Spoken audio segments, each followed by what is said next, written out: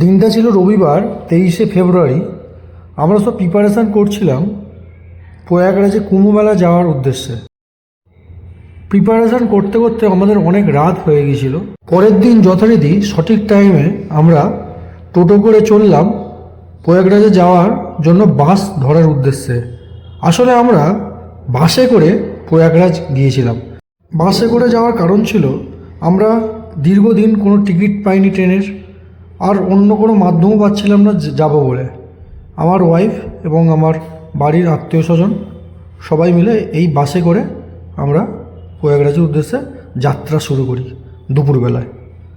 নির্ধারিত সময়ের মধ্যে আমরা বাসের সামনে পৌঁছে গেলেও বাস তখনও ছাড়া হয়নি, কারণ হচ্ছে বাসে তখনও কিছু গোছগাছ, খাওয়ার দাওয়ার, জলের ব্যবস্থা তখনও বাকি ছিল। এরপর আস্তে আস্তে আমাদের বাসের ড্রাইভার দাদারা এবং আমাদের ট্যুর অপারেটর দাদারা তারা সবাই আস্তে আস্তে সব কাজ করে ফেলে এবং আমাদের বাস ছেড়ে দেয় গন্তব্যের উদ্দেশ্যে, অর্থাৎ মহাকুম্ভ যাওয়ার জন্য প্রয়াগরাজের দিকে। শেষ পর্যন্ত আমাদের মহাকুম্ভ যাওয়া হচ্ছে, কারণ বরংবার চেষ্টা করেছিলাম মহাকুম্ভ যাওয়ার জন্য, কিন্তু কোনোভাবেই যাওয়া হচ্ছিল না। ভগবানের আশীর্বাদ নিয়ে আমরা ঠিক বেরিয়ে পড়েছি মহাকুম্ভর উদ্দেশ্যে। এই হলো বাসের ইন্টেরিয়ার এবং আমাদের সহযাত্রীরা, তারা সবাই খুব ভালো ছিলেন এবং মিলেমিশে আমরা আনন্দ করতে করতে, হইচই করতে করতে গেছি। দিল্লি রোড ধরে আমাদের বাস চলতে শুরু করে। দিল্লি রোডে উঠেই অনেকটাই জ্যাম প্রথম থেকে ফেস করতে হয় আমাদের, তবে বাসের মধ্যে আছি, অসুবিধা কিছু নেই।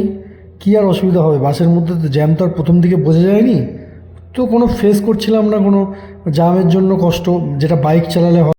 সব থেকে খুশি হয়েছিলাম যে এই কুম্ভমেলা যেতে পেরে, কারণ এই যোগ 144 বছর ছাড়া ছাড়া আসে। ধীরে ধীরে আমাদের বাস পৌঁছে যায় ডানকুনি টোল প্লাজায়। ডানকুনি টোল প্লাজা ছাড়ার পর রাস্তার ধারের প্রাকৃতিক সৌন্দর্য দেখতে দেখতে এবং জ্যাম দেখতে দেখতে এবং অসংখ্য ডাইভারশন খেতে খেতে আমরা পৌঁছে যাই কোনো একটা পেট্রোল পাম্প, কারণ আমাদের বাসের ফুয়েল আপ করানোর ছিল এবং তার সাথে সাথে আমরাও করে নিই আমাদের টি ব্রেক। জায়গাটির নামটা আমি জানি না, কিন্তু জায়গাটা ছিল দুর্দান্ত, অপরূপ, কারণ সূর্যও ডুবছিল তখন, সানসেট মোমেন্ট, প্লাস চারিদিকটা ছিল মাঠ, মাঠের মাঝে বুক চিটে চলে গেছে আমাদের হাই রোড। বিকালের এই চায়ের মোমেন্ট এক কথায় অপরূপ ছিল, যা ভোলার মতো নয়। সারা জীবন মনে রাখবো আমাদের এই ফার্স্ট ট্রিপের এই টি মোমেন্ট। তবে একটা কথাই ঠিক যে প্রথম দিনের জার্নি সত্যি খুব ভালো হয়, খুব ভালোও লাগছিলো, খুব আনন্দিতও লাগছিলো। আস্তে আস্তে সন্ধ্যে নেমে আসছে, আমাদের বাসে জ্বালিয়ে দেওয়া হয় লাইট এবং চারিদিকটাও অন্ধকার অন্ধকার ভাব চলে আসে, যেমন সন্ধ্যাতে হয় আর কি। ধীরে ধীরে আমাদের বাস ক্রমাগত এগোতে থাকে তার যাত্রাপথের উদ্দেশ্যে। আস্তে আস্তে সন্ধ্যা তো নামতেই থাকে, যত রাত গড়ায় ততই ঠান্ডা ঠান্ডা ভাবটাও পড়তে লাগে আমাদের। আমাদের বাসের পরিবেশটা ছিল দারুণ, সবাই খুব আনন্দ করছিল, খুব আনন্দ, মজা, হাসি ঠাট্টা আর খাওয়া দাওয়া। এই যে চিকচিকে ভর্তি খাবার আমরা এনেছি, আরও অনেক জায়গায় আছে আমাদের খাবার দাবার। সন্ধ্যেবেলায় হাই রোডকে দারুণ লাগছিল, চারিদিকে আলোয় আলো। এটা হলো দুর্গাপুরের জাংশন মল। আমাদের বাস অবশেষে পৌঁছে যায় দুর্গাপুরের মধ্যে। দুর্গাপুরের পর আমাদের বাস দাঁড়ায় কোনো একটি ধাবাতে ডিনারের উদ্দেশ্যে, কারণ অনেকটা রাত হয়েছে, ডিনার করতে হবে। তো ধাবাতে আমরা সবাই বসে পড়ি যে যার মতোভাবে। ট্রাভেলার দাদাই আমাদের জন্য ডিনারের অ্যারেঞ্জমেন্ট করে এনেছিল।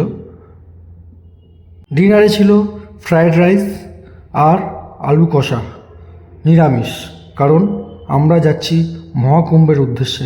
ডিনারের পর বাসে উঠে পড়ি, বাস ছেড়েও দেয়। বাসে উঠে আমরা যে যার মতো শুয়ে পড়ি বাসের সিটেই। বাসের সিট ছিল অ্যাকচুয়ালি পুশব্যাক সিট, সেই জন্য অসুবিধা হয় না। যাই হোক, ফার্স্ট ভিডিও তোমাদের কেমন লেগেছে অবশ্যই কমেন্টে জানিও, এরপর আরও ব্লগ আসবেই। ভালো লাগলে সবাই একটু সাবস্ক্রাইব, লাইক করো। ধন্যবাদ।